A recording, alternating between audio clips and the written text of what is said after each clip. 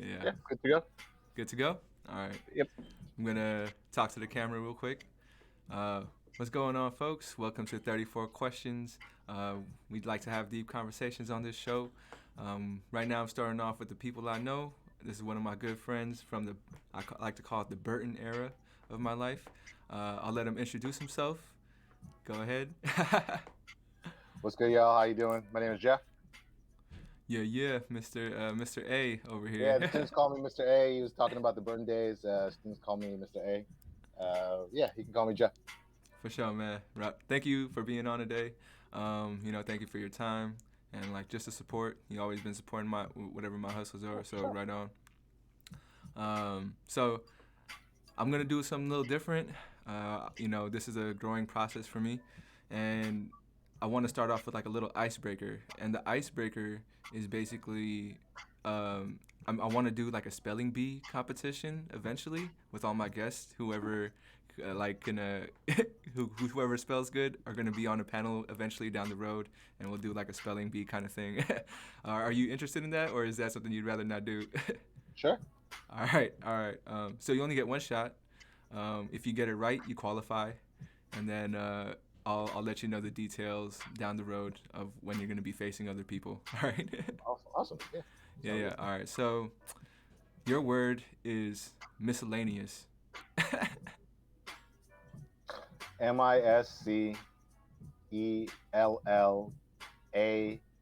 Miscellaneous. Miscellany. Oh, there's an E missing. I was missing the E. I'll let you try one more time. Go ahead. All right. Miscellaneous. Miscellanious.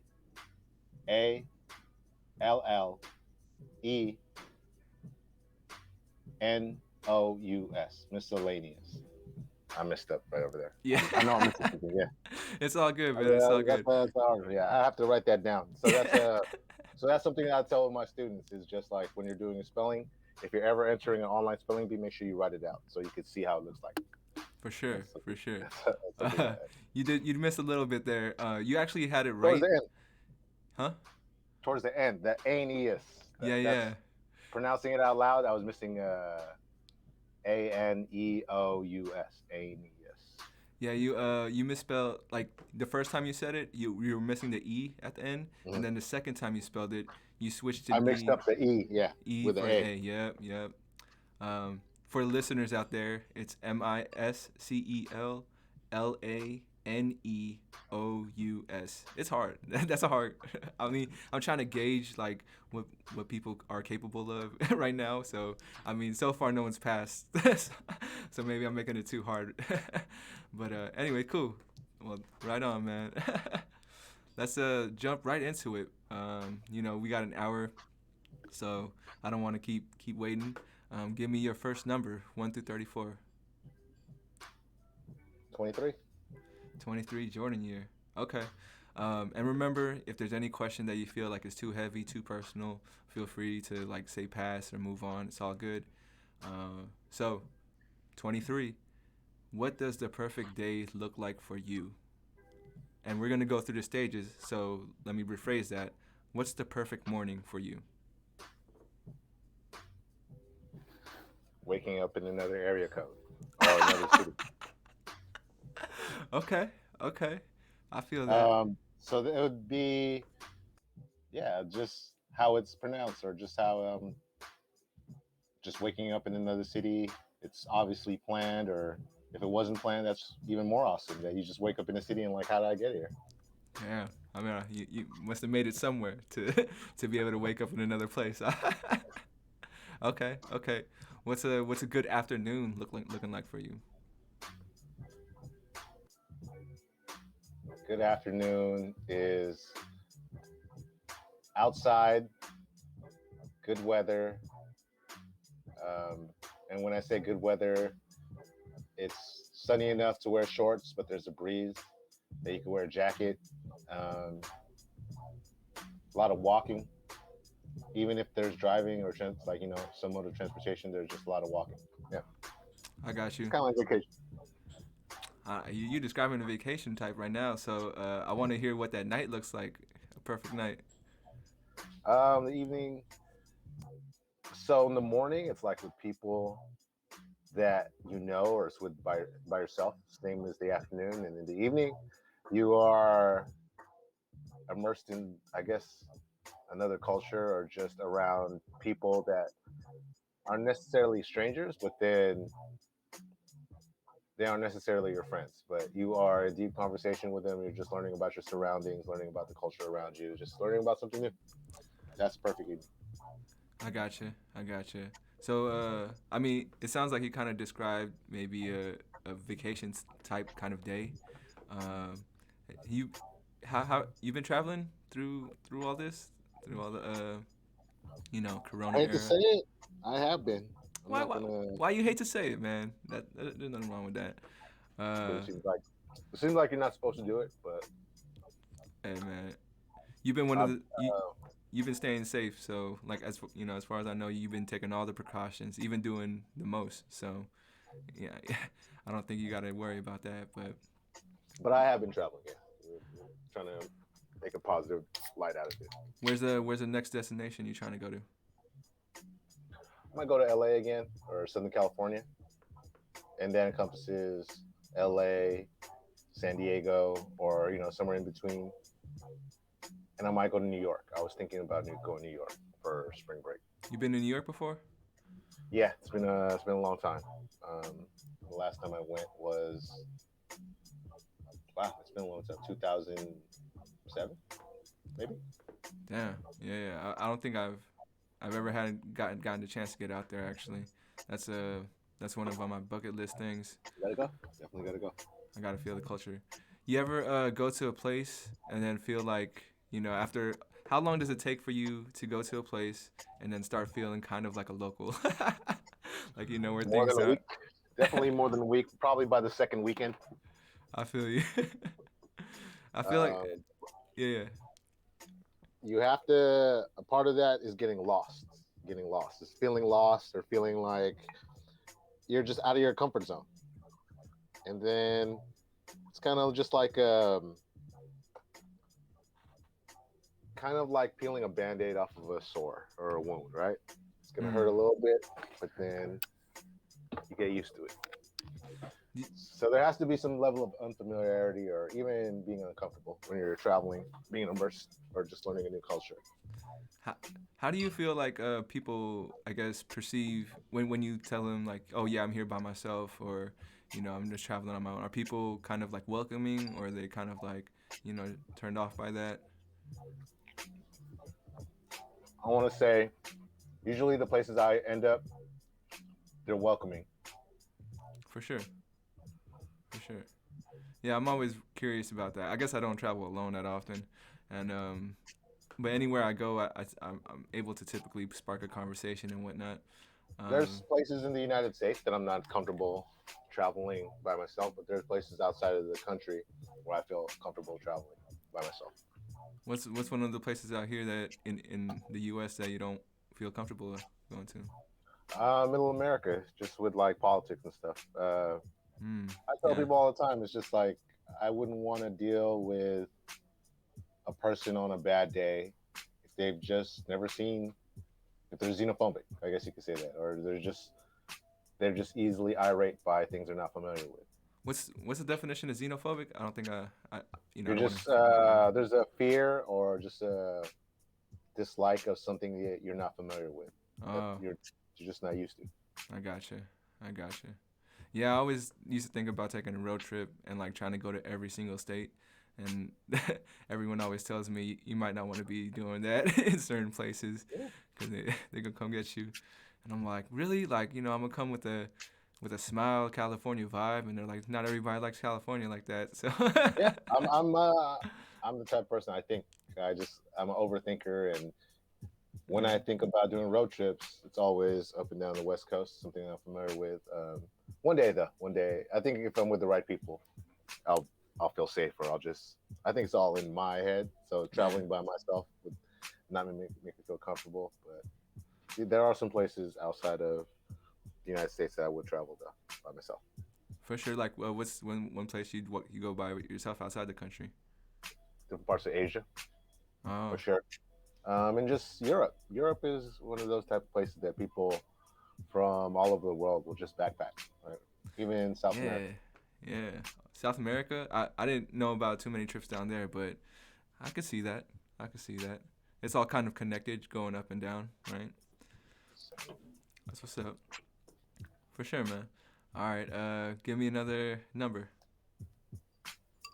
24, Kobe Bean. You went from Jordan to Kobe. I could only guess what the next Got number is gonna the be. got the Warriors game on. Yeah, it's just in the basketball vibe. Now that Yeah. football season done. Yeah. I feel you. All right, so for this one, I'm curious to hear if you have a memory of this, but who is a stranger or passerby in your life that left the best impression? Stranger or passerby that left an impression. A good impression.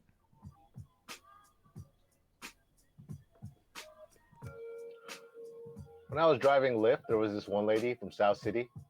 Um, I had a really good conversation with her, older lady. Um, Very religious, God fearing. Word. She would talk to me about religion. Very warm, very loving lady.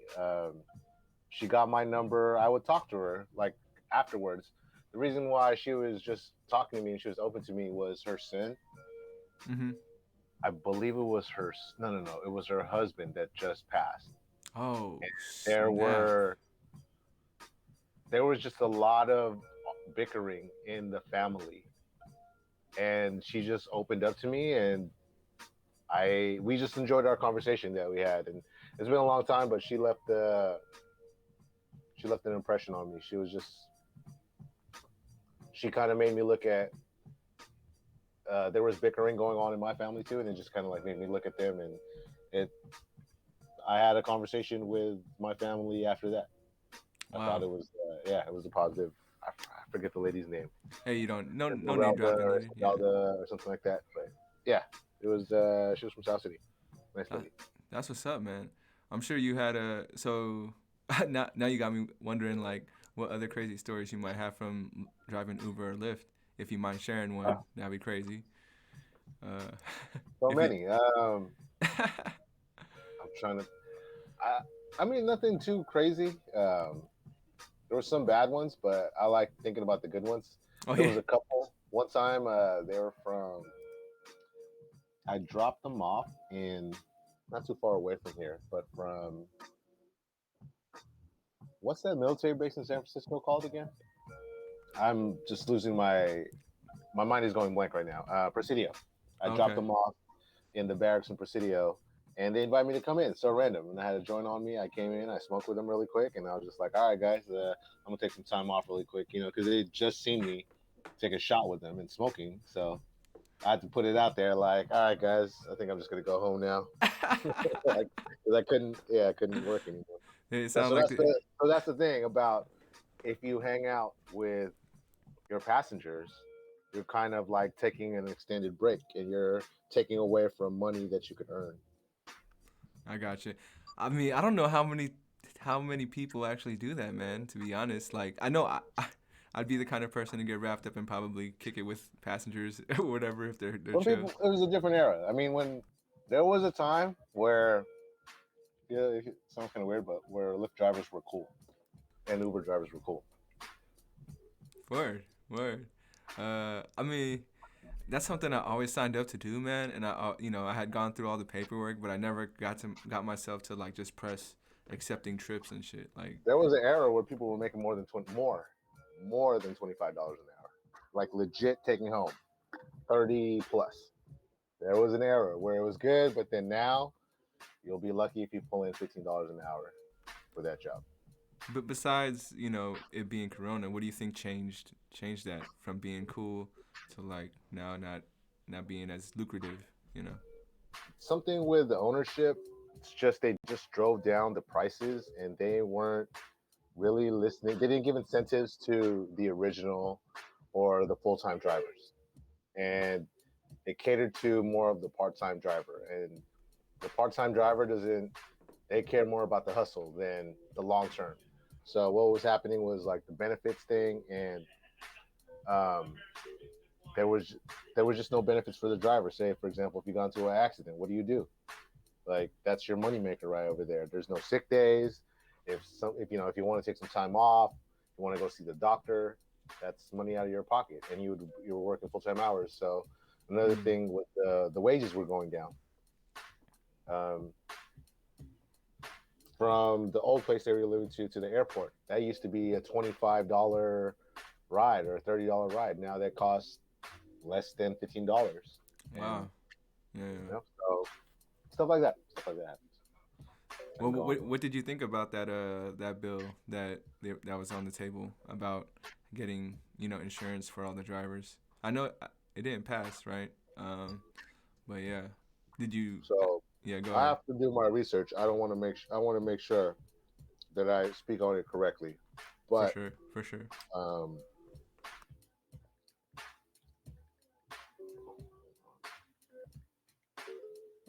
I forgot what would the name of the Man, I forgot what it was. It was prop. I don't know, 20 prop. something. So Prop 22. Um, it Let me check was that. between yes or no. I just want to make sure because I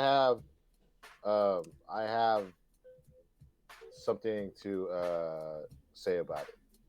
Yeah, yeah. I mean, we could put that in the back burner if you want. That could be for Yeah. another. Yeah, Um, we'll do that. because I was not one of the original, but I do know some of like the OG Lyft drivers. Some of them do drive Uber, but I was one of that part of that group that was just Lyft only. Yeah, Um, yeah. and I would hear some of the people that were lobbying for it, their opinions, and I sided with the OG drivers. And I don't want to say whether it's yes or no because I just want to make sure that I read up on my notes before I answer. I got you. We'll revisit that in a future episode. I just remember thinking when I was voting, it was like yes meant no and no meant yes. That's how they kind of worded it, and it was kind of frustrating. But I guess that's politics, right? Uh, but yeah, cool, cool. Let's move on to the next one. Another basketball number. 8 8. Okay. What is something you want to start to get into more? stocks. Stocks. Uh, are you dabbling into some right now, or Yeah. Um, you got any advice? I started 2 years ago, Okay. just like everybody with Robinhood. Um, my oldest brother, that's somebody I always talk to. My nephew, Genoa, I'll talk to him about it. And I have some friends just over the years that I've talked to about it. I just want to get more serious into it. So my goal, I have less than four figures invested. I have about 500, I want to say $400 invested. And my goal for this year was to get four digits up to 1,000. For sure. For sure. Thousands. How's that goal going? Pretty good. Pretty It's pretty up and mellow. down. I mean, like, if you know what I mean, I'm just the kind of person that will obsess and really stress over details and stuff. Yeah, And yeah. It's tough. Yeah. stocks is a long term game, and you have to have thick skin. Like, you have to get used to the losses, and you have to be mellow when you're up. Also, you can't just go crazy when you're on Yeah. the up. I know what you mean, man. Did How you about come? yourself? Do I, you are you familiar with stocks or anything, or I trying to look dabble. into it? I dabble into it. I think so. I'll tell you right now, like maybe some stocks to look out for. Um, there. I hear there's two different ways to play the stock market. You could play short term, long term, but short term is a lot more time. It's a time eater. You got to pay attention a lot. You got to wake up at certain times just to make sure you're keeping an eye on the market.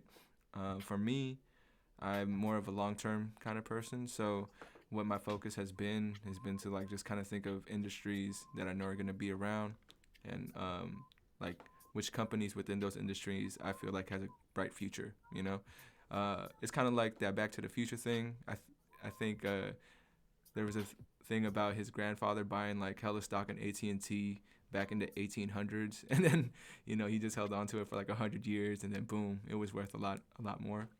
I don't think it's gonna happen like that for me, but maybe for the future generations, they can reap the benefits of that.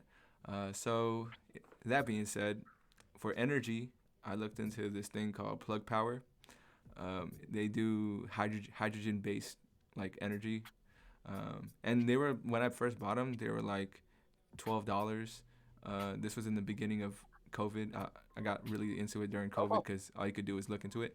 And then recently, they just made a deal with like South Korea to help build their infrastructure of like hydrogen gas stations and stuff like that. So that helped it up a lot. And I think if they can prove it there, they might be able to prove it in different places. So check that one out. Uh, So you mentioned that I do have a stock and plug. I got it in October, and I remember yeah. just looking at it, like, why do I have this? Somebody told me to get it, and I got it. I have one share of that one. Yeah, yeah, I know that's one of the better ones that I invested in. And then what's it called? And the cannabis industry. Looked up the what stocks are in there, and I've been keeping an eye on them. And a bunch of them are up to like 50 now when they first started off at like a 20. So it's coming up. So take a look at those. Because once it becomes federal, I don't think all of them are going to come up, but there's going to be a couple that are going to get those contracts and just be everywhere. So that could be a good one to look into. Uh, and then the last one I've been kind of excited about because it's more recent is the like cryptocurrency. I didn't jump on the Bitcoin train.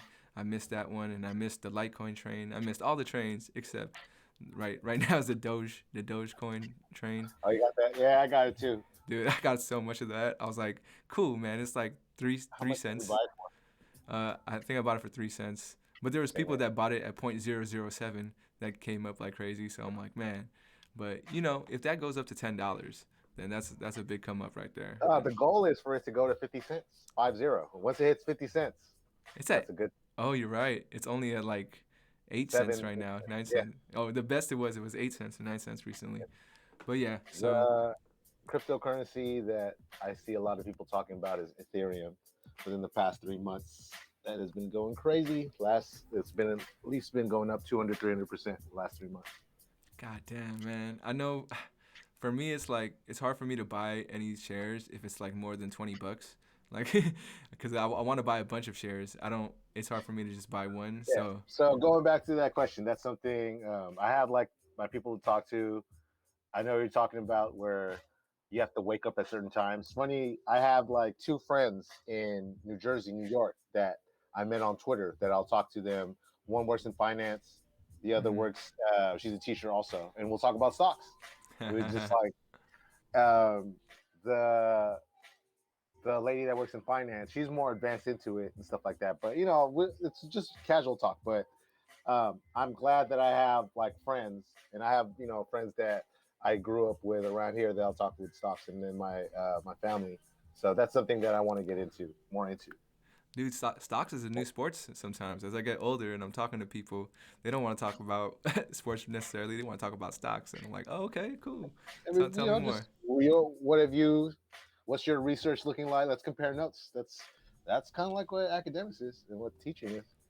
It's true. It's true. It's a, I wouldn't call it a grown person's game because I feel like there's a lot of kids out there who are now more Oh, aware because of the whole GameStop totally. thing that happened. So more power to them.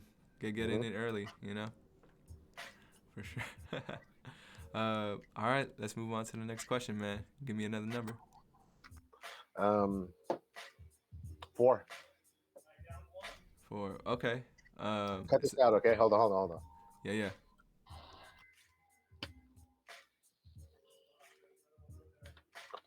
And yeah.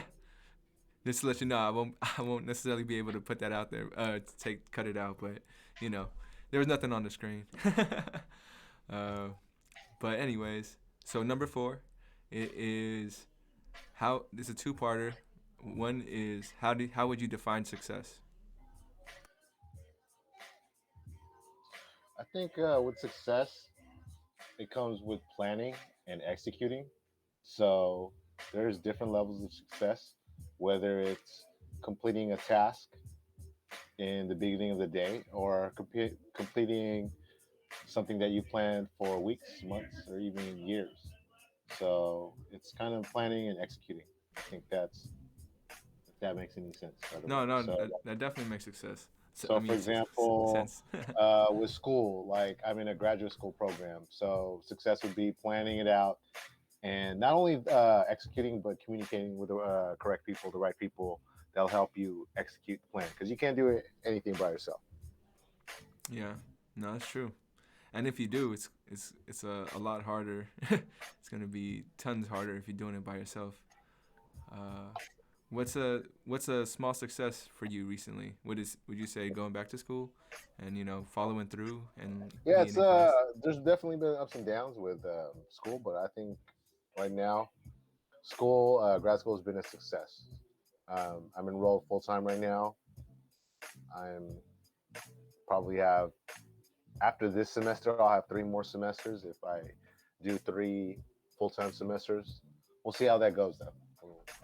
Yeah, How just taking it 1 week at a time, 1 day at a time. how long was that gap between from you going to like being in school, taking a break, and then coming back? 2013, so about 7, 8 years. But with working at schools, there's always Yeah. like it always feels like you're going to school because there's training Yeah. and you have to fill stuff out. So it doesn't feel that That different? That's cool. Yeah. no, it's just more. It's just more communication, more deadlines. I think that's what Would you say in grad school you have more people around your age versus like, people in undergrad? no, it's a mix. It's a mix of everything. Um, there's people older than me. There's people younger than me. For sure. Yeah. Um, are you noticing any different teaching styles from when you were in school 2013 to now? No, not so much. I think it's just the more that my approach. One thing is like I call teachers by their first name now. I'm more casual. I guess I'm more casual with them, less formal with them. Yeah, yeah, yeah. Uh, that and I mean there are some things that I see that they do this semester with distance learning, and I think that they've developed it over time, and it's with training that they've received that they've sought out. So that's something that I've learned different types of technologies or different types of software. Um, yeah, that's why being on camera and stuff like that, it's not really, it's not new to me, not anymore. I gotcha. I gotcha. Um, I guess what would you tell somebody like myself who maybe thinking about going back to school, but man, like being overthinking things and just feeling like, man, maybe it's not for me. Maybe like it's already gone too far that I won't be able to like pick up where I left off. Yeah, what would you tell somebody like that? Once you gotta do a gut check. This is what I said when I graduated. You gotta do a gut check. Like, is this what you want? Are you okay with not getting the results that you want? Like, the thing with school is, I feel like school it's a journey. You can't graduate or like finish school with expecting like, oh, I'm gonna get a job that I wanted, or I'm gonna work here just because I did this. Schooling is more like a journey, like a personal journey. It's a commitment, it's an investment in yourself. So after you do the gut check, it's just a lot of sacrifice. When you're ready to make that sacrifice, when you're ready to make that commitment, um, it's going to be an ongoing process. You'll know. If you're not ready right now, it doesn't mean that you're not going to be ready in a couple months or a couple years. I gotcha. I gotcha. Definitely keep that in mind. And yeah, maybe it's just not. I don't have that. I don't feel like I'm ready yet, but I got to find the right program. You might find, yeah, you might meet some people or just somewhere along in your career or your work you find like a calling like, oh, I need more education to do that. Oh, I have to go back to school for that. And you're going to start planning because you have a goal. Like, you have a reason to go back to school. And then once you start planning, you're going to execute it and you're going to feel that success. It's like, um, especially if they're like with teaching, with education, it's there's every school district or every like place that will pay you to teach students, be a teacher of record. There's like a tiered or like a structure of pay. where more schooling equals more pay. So I don't know how it is with other fields if it's like that as well. I think it's like that with in medicine. I But want to say a lot of fields are like that, where the more education you have, the more they're willing to pay for that education or pay you since you're educated. I think that's how it goes, but I don't know. There's some other jobs out there that's all about experience. So, yeah, uh, it's gonna depend on what field you're trying to get into, and I guess how much you can prove. You know, like totally. law school, passing the bar. All you gotta do is you can study all you want by yourself, self study, and if you can pass it, you can pass it. No one really questions whether or not we went to school for it. And I don't know, I'm not a genius like that, but I'm super impressed by people who can just do things like that. But A yeah, lot of commitment, a lot of sacrifice for sure. for sure. On the flip side of that, and it could just be, like you said, if success was, planning and executing, how would you define failure? Is it the lack of planning and the lack of execution, or is there a little And nuance in failure that? is just giving up, totally giving up on yourself. Just not only like losing focus, but being self defeating. That's like I think that's what failure is. For sure, for sure, man. Um, all right, let's move on to the next question. Oh, give me another number.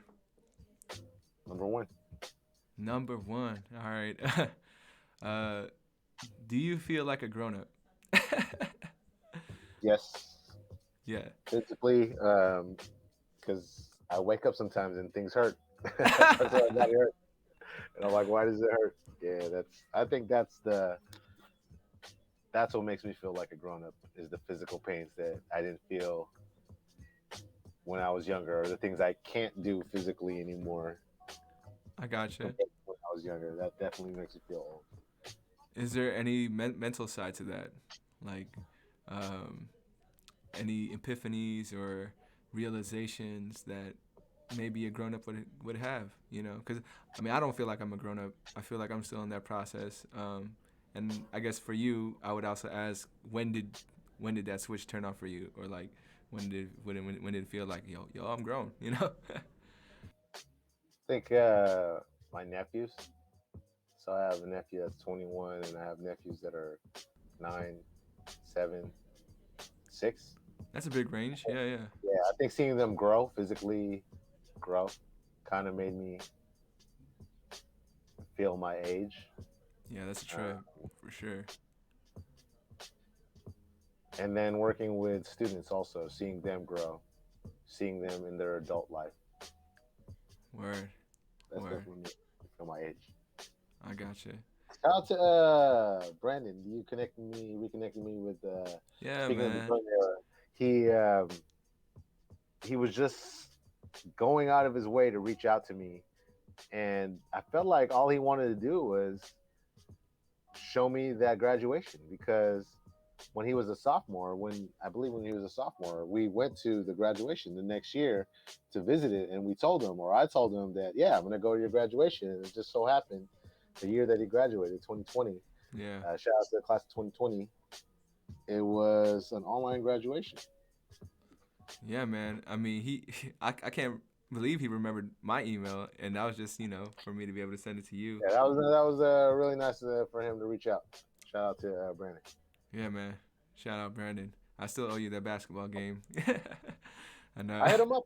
I was telling him like, if you want to go to the park or whatever, just let me know. I'll plan around it. that's what's up. So That's I what's did up. find a park in the city that's open, a hoop that's open. So I haven't made it out there myself, but I was driving around the city last week and I saw it open. I was like, oh, okay, check that place out. For sure. Yeah, let me know. Let me know about that, because it's hard to tell which parks are cool and which parks aren't, if you're gonna get bothered or not. I don't want So to put it on blast because hella people are going to go to it and it might close down. You know what I mean? So yeah, that's true. That's true. Well, we'll see. We'll see. Uh, so aside from, like, you kind of described, how you felt being a grown up as far as mental and physical, but how would you describe like a grown up? oh, grown up has responsibility. They have accountability.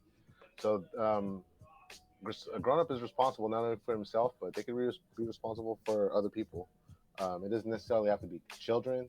It could be pets. It could be people at work. You know, it could be at a certain time frame where it's just like, oh, I have this obligation where I'm responsible for people.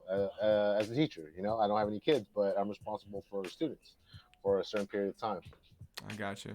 I got you. There's accountability in being an adult, whereas as a child, there's like rules around you, and there's just systems and structures that protect you, that protect your innocence and just your youth. Whereas an adult, there's accountability, there's responsibility. Yeah, the protections are all gone at a certain point, and whether you like it or not, you have to kind of turn into a grown up, right? Like, Yeah, I uh, mean, it could be about money, for example. You're allowed to get a credit card, but you have to pay the fees and the interest if you don't pay in full. yeah, That's all responsibility. I hear you. I hear you for sure, man. Let's jump into the next one, man. Give me another number. Two. Two. Okay. When did your stream of consciousness begin? Like you, I mean, let me see how you interpret that first, and then let me know if you need any clarification. Yeah. What do you mean by stream of consciousness? So I would say, I guess when a person's childhood innocence is kind of like it's not over, but it kind of like switches from oh I'm a kid to like oh now there's other things other than just being a kid. Um, an example for me would be when I was about 11 or 12, my grandfather passed, and I was thinking to myself like oh like what's the reason I'm here for, you know, like I guess that kind of stream of consciousness, and it could kind of like relate back to like maybe the clearest memory that you can remember is kind of like where I would define the stream of consciousness beginning, because that's when like your story in your head kind of like started and it's continuing on uh, in that sense. Well, I mean, I remember the earliest memory that I have was probably when I was 3 or 4. God damn. But I, I don't know. I guess to answer your question, I think it's like when I started feeling responsible for other people when I got my driver's license. Um, Word, I word. just remember going out with, my high school friends or just being with people and just feeling responsible for people. Like when you're driving, or just going out with or being with people from school, or just friends that you're on your own. I'm like, how did that end up here? I got here. We got us here. I got us here. It's like these people are under my not supervision, but you know what I mean. Like just You're driving through it, yeah, just yeah, driving through it, like, that kind of just meant. I feel like that's what popped into my head when you were yeah. saying saying what you said. Yeah, man. I mean, I know it's different for everybody. That's why I'm curious about it, because I feel like you know the stream of consciousness. I mean, the follow up question was like, what do you think triggered it?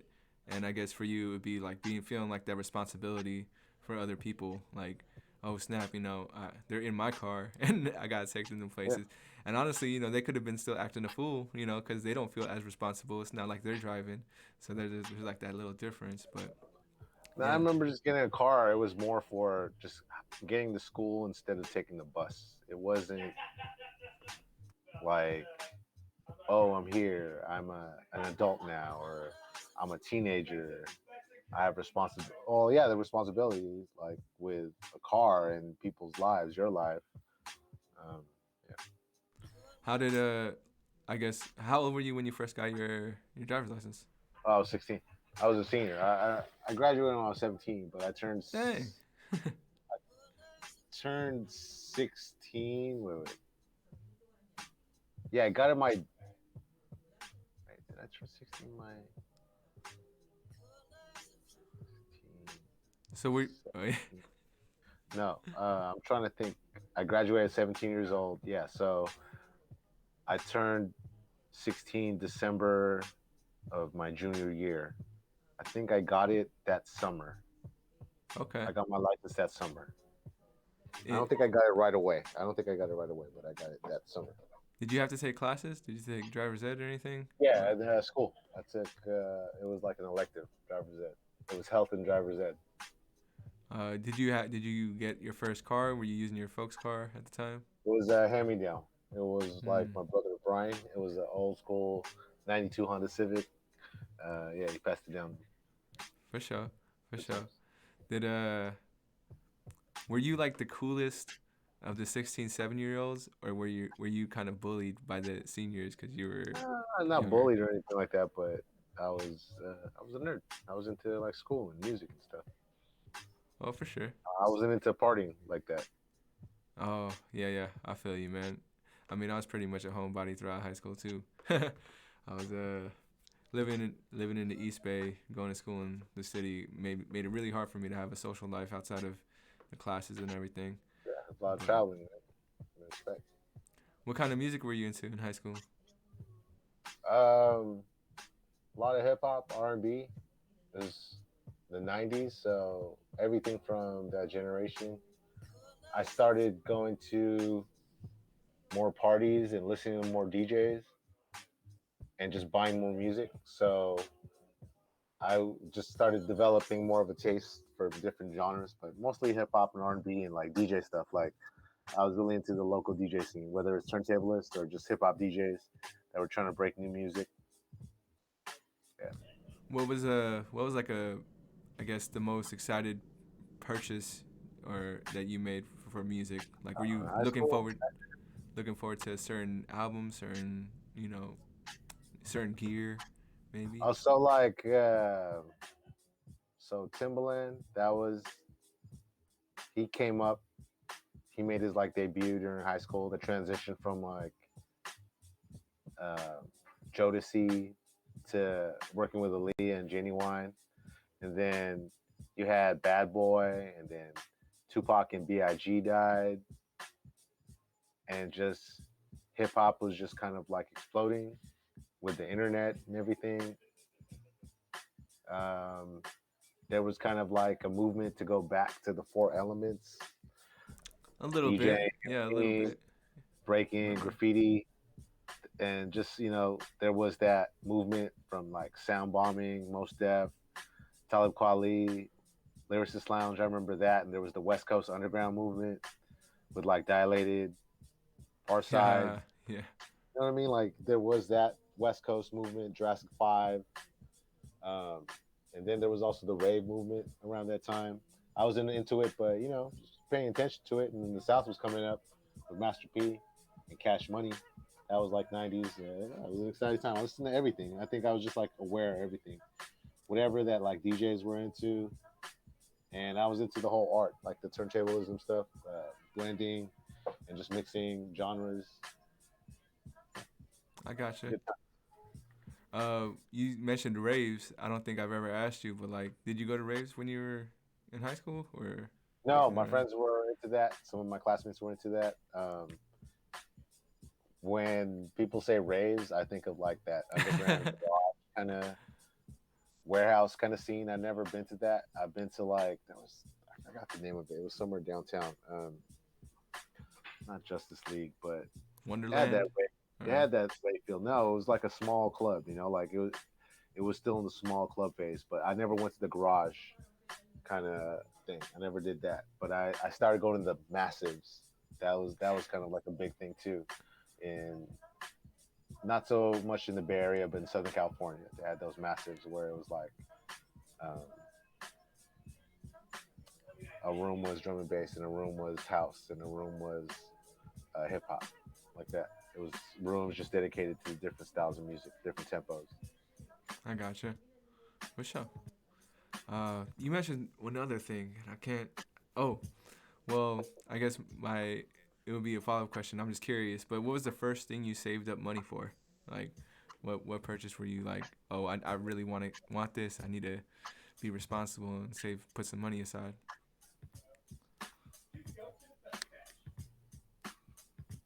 I don't know. I remember opening up a savings account when I was younger. I don't know what I was saving up for. For sure, for sure. It's all good. Um, Shoes, maybe. I remember saving up shoes in high school. I know I was you like collect shoes. clothes. Yeah, like stuff like that. Yeah, I was spending money on clothes too, man. It's clothes that I There never was a see vacation I was again. trying to go on. I was trying to go to Hawaii after high school. Um, Bought a radio, I believe. I'm trying to think, like stuff like that for my car. Oh, okay, Those, were- for sure. those like I think those were like the first things. But I was the type of person that would leave money in the bank. To be honest with you, That's what's up, man. That's what's and up. yeah, big purchases, yeah, I would uh, pay them in full for sure. I got you. Cash only, man. But for sure. Let's we got about 10 more minutes to go, so let's knock out a couple more questions. Um, go ahead, give me another one. Three, 3. So, what was your fear when you were a kid? I don't like cockroaches. It was like a lot of other things, but so I was born in the Philippines, and then um, people, if you're from Mexico or just from other countries, the cockroaches in the Philippines they flew, and I remember going to the bathroom that was down the hall, like turning on the lights and just seeing hella roaches. And when I say hella roaches, tens, 20s, like that many roaches just scattering. Um, Ooh, yeah, yeah, yeah. yeah, like I was scared of roaches. Did you ever get over it, or it still Nah, bothers you? the roaches in the U.S. out here in California, they're not that crazy compared to the Philippines because they flew. I remember they fly in the Philippines, and you just see them in groups, like Oh yeah. whole herds of them. But here, you'll see one once in a blue moon. You see more rats in the U.S. I mean, you see rats in the Philippines. Don't get me wrong, but I think you see more mice, more rats here. I got you. I got you. Um, well, what do you fear now as an adult? Um, I don't know. Fearless. No, not fearless. It's not being recognized or not being listened to. I don't know. Word, word. That is interesting, man. uh, I mean, I would say that that happens to me. It's happened to me quite often in my life. I don't know about you, but you ever What feel like when you're saying something and someone just like, or people act like they didn't hear it? Yeah, sometimes that happens, and you're just like, damn. the anxiety around it though. There's like the anxiety. I don't know if it's really fear, but The anxiety. more than anxiety. Hmm. Like, are you anxious that like you're wondering if someone if they heard you or not, or? No, it's not. I think more of a long term, more of a big picture, not being Hmm. heard. Oh. Oh, Yeah. okay. In the I moment, gotcha. you have other opportunities, to make that statement or to get that fact across to people. But if it's something like, if it's like with law or something like that, going back to Prop 22, they voted yes on that after doing my research. Yes on the, I believe it was with the benefits, Yep, yep. It's on benefits. but a lot of the people were saying no to it because it would drive down, um, it would just drive down the rates So that'd be good, right? If they drove down the rates. for the no for the passengers. I mean, not the passengers, for the rates of earning for. Oh, I got you. And it's already like they weren't making that Yeah, much I already. don't want to say too much about it, but yeah, I did. I remember it was Prop 22. It was a majority yes, and that's what a lot of the drivers did not agree to. Interesting, interesting. It was, man. Like I don't want to get into politics, man, but um, I just know for me, I think my decision kind of waited on like the interesting thing was that for that particular bill, I think it was only for the big companies like Uber Yeah, and Lyft and DoorDash stuff. yeah, and it didn't really take into account all the other independent contractors that do other work like barbershops or dance studios, and how it would affect those companies as well. And yeah, I guess in my eyes, it was just like, it was very corporate. It was a corporate driven bill, and they were kind of just looking out for themselves. And I mean, that's how the game works. So that's how they had to play it. But yeah, let's uh let's go for one last question. Go for it. 34. Ha. It's, uh, Okay. this is Yeah, yeah. Well, what do you look for in a leader? um, when I look for a leader, I guess experience. That's a big thing. Mm. Okay. Um, Experience in like what they're saying, what they're doing, what they're leading people. Like for example, in my profession, if somebody's telling me, okay, this is not necessarily how you do it, but when they're trying to explain with why they're using their experience, I guess you could say. So you like it when they start off with a why instead of like, I guess somebody trying to No, tell you what to explaining do. why, no, explaining why, like why we do this, why this procedure, um, why you're doing this paperwork, Mm. and they give their experience, or they give an example of it happening in the field. I guess you could say. I gotcha. Is it necessarily a bad thing if you feel like there's a leader that I guess doesn't have enough experience and but like They also have to have good communication skills. I think that's what it is, because even though you're a leader, you're still part of the team. You still yeah, have a role to play. yeah, I think that's another thing too. Look for a leader um, that not only knows how to delegate position, like delegate responsibilities, but knows how to take on responsibilities themselves as a leader. I feel you. I feel you for sure. And a follow up to that one is, what do you think is a sign of a bad leader? Sign of a bad leader is somebody that's only interested in a result that benefits them or their interest, not everybody that's involved with.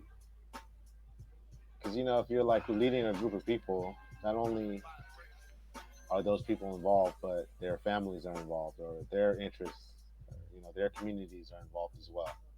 So a leader has all that into consideration. For sure. Do you consider yourself a leader? Sometimes that depends on like who I'm leading. Uh, Not saying most of the time I'm a follower or whatever, but there's sometimes where I'm in a position of leadership. Yeah. Dude, I think being a teacher, you're in a leadership position whenever you're in class, Yeah, right? I mean that's a time that I can think of when I'm being a leader for sure. That's what's up, man. For sure. Um, well, I want to thank you again for coming on. Just All right, want bro. to let you have open space. I've been asking you all these questions. I don't know if you have any questions for me. That's what I kind of set this time aside for. But if you don't, that's cool too. This is really more about you than me. But just to have a little more fun for my guests, if they have a question for me. I was just want to give a shout out to you, Jan. Hella hungry. Shout out to Chris. All the folks from Bretonian days. Yeah, man. You know what I mean? Bretonian days. Yeah. Yeah. You're going to see some people pop up on this, man. I've reached out to a bunch of people, and you'll be kind of surprised who comes on. And, Yeah. So you know, shout out to all the folks from the Beacon, all the students. Let me see who else. Shout out to all my former students, from around the way. If they're going to see this, shout out to my nephews. Shout out to my niece, Janelle. I seen her recently. Rest in peace to my uncle, Tony. Shout out to my niece, Jada. It's her birthday on the 12th. She's turning 20. I thought she was turning 21, but she's turning 20. for sure. For sure, man. I hope they all hear that. Um, and, like, I guess my final couple questions for you, and this is where it kind of ties out all around, is the first one is, what do you feel like is the greatest lesson you've learned? The greatest lesson is being patient, not just being patient with people, but being patient with yourself. Word. I feel that. And the last thing is, what would you like your descendants to know about you? Like, if you could know your ancestors, you know, what was something that you would want to know about them, and try to like, I guess, put that into words for your descendants. I think they're still communicating to me. There's still lessons to be learned. Um, Hmm. I think it goes with everybody. There's just like an awakening process. The later that you progress in life, some people get it early, some people get it later on in life. But with me, it's just an ongoing conversation, and I'm still listening. I'm still learning. What they want to know is, what would they think? I don't know. They're still discussing with me. Okay. Okay. For sure, man. That could we could revisit that for a future episode. Uh, but yeah, man. Uh, you said your shout outs. You got to sign off for the folks. That's about it. Go Warriors. We'll make it to the playoffs. Um, Shout out to all my students. Shout out to you, Jen, all the homies. Right on, So, Jeff. Right on. Want to ask you? I mean, want to tell you again. Thank you for coming on. I know it's not always easy being interviewed and you know, exposing yourself on camera in this way. Um, I know you've got a lot more practice because of yeah, what's been during the going on. time. Sure. You know, it's funny, man. Like, my fear that I've been working on is rejection. And when I first started, you know, doing or had the idea for this podcast and started reaching out to people, I was kind of thinking, like, in the beginning at least, I was reaching out to people that I felt like I would have a least chance of rejection, you know. And then from all those people that kind of said yes, you know, that gave me the courage to start reaching out to more people that and I was like, I don't care if they reject me or not. And so yeah, thank you for being one of those people that I felt like would be down and It's not toward even the trip. end. Hey, shout out to all the Tom Brady fans. That's talking about Burton and Beacon and stuff. I gave a shout out to Alexa. Shout out to Alexa. I know she's a big Tom Brady fan. Oh yeah, oh yeah. I From don't that. know this weekend. No, not this weekend. It was 2 weekends ago. Because I mean, I didn't even put any money on it, but I was just like, yeah, Tom Brady's the goat. Um, Undeniable now, man. Undeniable. yeah, that's another conversation. If you're still on the, shout out to Joe Montana and all his fans. But if we're talking about football, we're living in 2021. Tom Brady, I mean, Jerry Rice was also just came out was all like he's the goat. I'm not the goat. Like he can have that title. And Jerry was the goat for the longest because no one could touch his records. at his position, yeah, at Yeah, his yeah. position, he's the greatest of all time. But yeah. But for sure, I'm gonna say peace to everybody. Thank you for listening, tuning in. Thank you for your time and your attention, and I hope you guys enjoyed it. If you want to be on, and Jeff, if you know if anybody else who would probably find this valuable and would like to leave a message for their descendants, and you know you know how to reach me, let me know. Much love, y'all. Peace from 34 and Jeff. Yeah, peace out.